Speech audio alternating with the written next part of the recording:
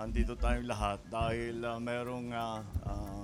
para makita at mapakinggan at makakuha ng report tungkol sa itong nangyari na pagkahuli nitong kalaki-laki na shabu na shipment.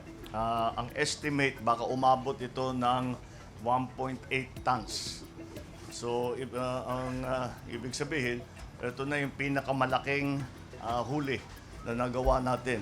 But hindi lang ito. Meron na tayo as of today, ang huli natin is already 13.2, 13.3 tons.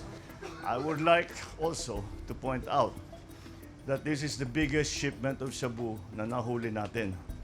But not one person died. Walang namatay, walang nagputukan, walang nasaktan. Basta't inoperate natin ng dahan-dahan, yun naman dapat ang approach. Para sa akin, yun dapat ang approach sa drug war.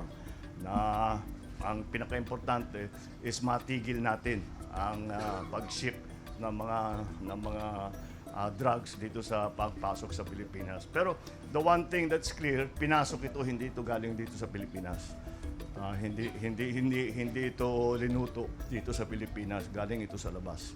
Ngayon, yung ruta kung saan nanggaling yun, ngayon pinag-aaralan pa natin at inimbestigahan pa. Alright? Okay. Any questions? President, Hello. good afternoon. Good morning. Yes, sir. Sir, ano po yung instruction nyo sa ating mga law enforcement agencies like PNP and PDEA? Kasi with this apprehension, tila hindi natatakot ang mga drug syndicate na i-transport ang mga illegal drugs kahit may mga checkpoint.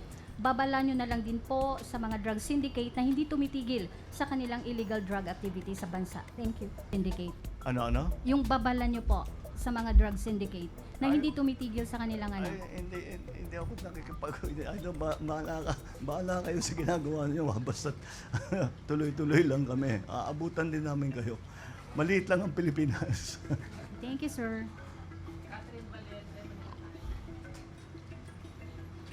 Good morning, Mr. President. Sir, what's your, will the government po change tactics in this government war on drugs following this incident? And are you alarmed by this biggest drug haul in the country? No, quite the contrary. Why will we change? Look at the success that we have gained. As I said, not only this 1.8 tons, the many tons that we have already seized.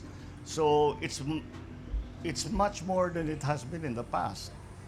So it is the most successful approach to the drug war so far.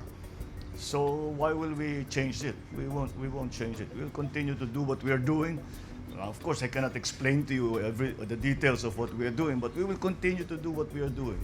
And that's the reason I think that so far we have been able to see such a big amount of generally shabu or methamphetamine. Yeah, so we'll just keep going. We'll just keep doing what we're doing. Thank you, President. Thank you. Maraming salamat. Thank you.